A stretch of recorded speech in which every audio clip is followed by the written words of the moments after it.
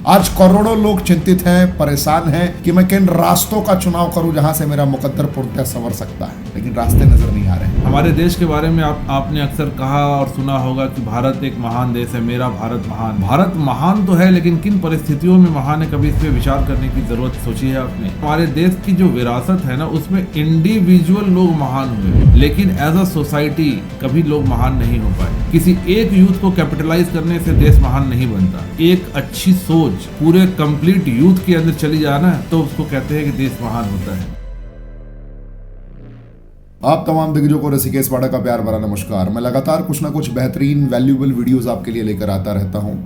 अगर आप इस चैनल पर पहली बार आए हैं तो चैनल को सब्सक्राइब जरूर करें, बेल आइकन जरूर क्लिक करें, क्योंकि इस लेवल की वीडियोस आपकी छूट जाएंगी अगर आपने सब्सक्राइब नहीं कर रखा है, बेल आइकन क्लिक नहीं कर रखा है तो। और फेसबुक पे देख रहे हैं तो फॉलो का बटन दबाना ज़रूर याद रखें, भूलना नहीं है। सो बहुत ही कमाल का ये सेशन होने जा रहा है, क्योंकि आदरणीय योगेश गुप्ता जी आ चुके हैं मेरे साथ में। योगेश गुप्ता जी से मैं बात करूंगा उन सभी युवाओं के लिए जो युवा अपने मुकद्दर को संवारने के लिए बेसिक रणनीतियों पर कार्य करते हैं, लेकिन निरंतर असफल हो रहे हैं।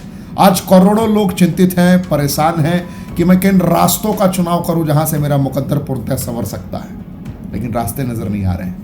आदरणीय योगेश जी से सिर्फ एक ही सवाल पूछ रहा हूँ और एक ही सवाल का बेहतर अंदाज में जवाब चाहूँगा।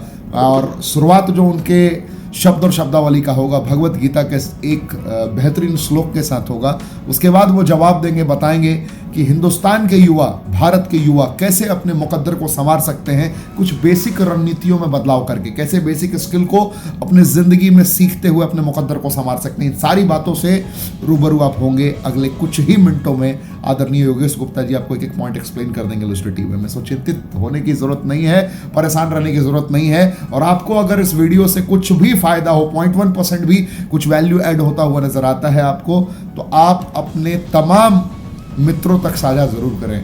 तो देर ना करते हुए मैं मंच पे आमंत्रित करता हूं आदरणीय योगेश गुप्ता जी को। सर आ रहे हैं एंड भगवत गीता के एक बेहतरीन श्लोक से आरंभ करेंगे। दोस्तों नमस्कार, उम्मीद करता हूं आप स्वस्थ होंगे, सुरक्षित होंगे। जैसा कि आज का टॉपिक ऋषिकेश पाठक जी ने बताया कि हमें हमारे युवाओं को एक सही दिशा देने की ज़रूरत है। भगवत गीता का एक श्लोक मुझे याद आता है इसके रेलेवेंस में। कहते हैं, सक्ताः कर्मण्य विद्वांसो यथा कुर्वन्ति भारत कुर्वा विद्वांस तथा सक्ता चिकीर्षु लोक संग्रहम्। अर्थात जो सामान्य मनुष्य होते हैं वो अपने कार्य के प्रति आसक्त होकर कोई कर्म करते हैं, लेकिन जो ज्ञानी पुरुष होते हैं वह लोक कल्याण के लिए कार्य करते हैं। जब आप लोक कल्याण के लिए कोई कार्य करते हैं तो आपका कार्य अपने आप सिद्ध हो जाता है। इसका भावार्थ को ही अगर समझ लिया जाए तो बहुत सारी समस्याएं दूर हो जाएंगी। आज के ज़माने में हमारा यूथ जो है वो भटका हुआ है, उन्हें कोई राह नहीं मिल रही है। देखिए, हमारे देश के बारे में आपने अक्सर कहा और सुना होगा कि भारत एक महान देश है, मेरा भारत महान है ना। भारत महान तो है, लेकिन किन परिस्थितियों में महान है, कभी इस पर विचार करने की ज़रूरत सोची है आपने? भारत में इंडिविजुअल महान लोग पैदा हुए हैं। भारत में सचिन तेंदुलकर महान पैदा हुए, भारत में मुकेश अंबानी महान पैदा हुए, भारत में गौतम बुद्ध महान पैदा हुए, भारत में महात्मा गांधी महान पैदा हुए। हमने हमारे देश की जो विरासत है ना, उसमें इंडिविजुअल लोग महान हुए, लेकिन एज अ सोसाइटी कभी लोग महान नहीं हो पाए। एज ए होल हमने कोई कल्चर डेवलप नहीं किया। ज़रूरत है एक पूरा कल्चर डेवलप करने की। आपका सोसाइटी क्या सोचता है, सोसाइटी के यूथ क्या सोचते हैं?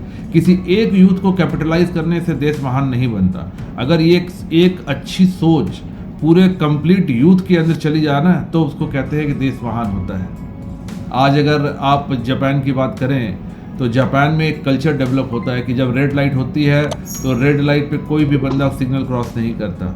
हमारे यहाँ 2-4 लोग कर सकते हैं। मैं अपने किसी को डाउनसाइज नहीं कर रहा, मैं अपने देश पे गर्व करता हूँ, मुझे गर्व है कि मैं भारतीय हूँ। मैं बात कर रहा हूँ कि कल्चर कैसे डेवलप किया जाता है। आज का यूथ अपने आप में बिजी है। अगर आप सारे यूथ मिलकर एक कल्चर डेवलप करें, एक वर्कोहॉलिक कल्चर डेवलप करें कि हमें अपने सोसाइटी को कैसे आगे लेके जाना है, अपने देश को कैसे आगे लेके जाना, पर कैपिटा इनकम कैसे बढ़ानी है, अगर हम एज अ होल एक साथ मिलकर पूरे देश के लिए काम करने की कोशिश करेंगे, देश जब आगे बढ़ेगा तो लोग अपने आप आगे बढ़ जाते हैं। That's all for today. समझिएगा और इस पर स्वयं विचार कीजिएगा। Thank you very much. So आप सभी ने महसूस किया बड़े करीब से कि हिंदुस्तान के विकास में कैसे हम सामूहिक तौर पे अपनी बेहतरीन सहभागिता निभा सकते हैं। बहुत छोटी वीडियो है, लेकिन संदेश बहुत दूर तक पहुंचनी चाहिए। तो अगर आपको ये वीडियो थोड़ी भी समझ में आई हो तो अपने मित्रों से साझा ज़रूर करें। अपने लोगों के साथ साझा करेंगे तो हम सभी का मनोबल बढ़ेगा और बेहतरीन से बेहतरीन कंटेंट आपके लिए लेकर आते रहेंगे। अपने व्यस्ततम शेड्यूल में से हम सभी अपना टाइम निकालते हैं, क्योंकि मैं 5 लाख किलोमीटर की अमृत यात्रा पर निरंतर सक्रिय हूँ, आप मुझे जानते हैं। 1 लाख किलोमीटर को सफलतापूर्वक पूर्ण करने के बाद मैं नेक्स्ट स्टेप 5 लाख किलोमीटर के लिए चल रहा हूँ, फिर इसके बाद अगले 5 लाख किलोमीटर के लिए चलेंगे। यानी कि लगभग टोटल हम सभी की यात्रा 11 लाख किलोमीटर की होने वाली है। और 11 लाख किलोमीटर पूरे कश्मीर से लेकर कन्याकुमारी तक कितना चक्कर लगेगा आप सभी महसूस कर सकते हैं। तो ऐसे ही आप लोग का प्यार साथ आशीर्वाद मिलता रहे। बहुत बहुत धन्यवाद। जिन्होंने चैनल सब्सक्राइब किया है उनको भी बहुत बहुत धन्यवाद। जिन्होंने चैनल सब्सक्राइब नहीं किया है उन्होंने भी आखिर तक देखा, उसके लिए धन्यवाद। और जिन्होंने फेसबुक पे फॉलो किया उनका कहना ही क्या है, बहुत बहुत धन्यवाद। Thank you. मिलते हैं अगले अध्याय में। जय हिंद।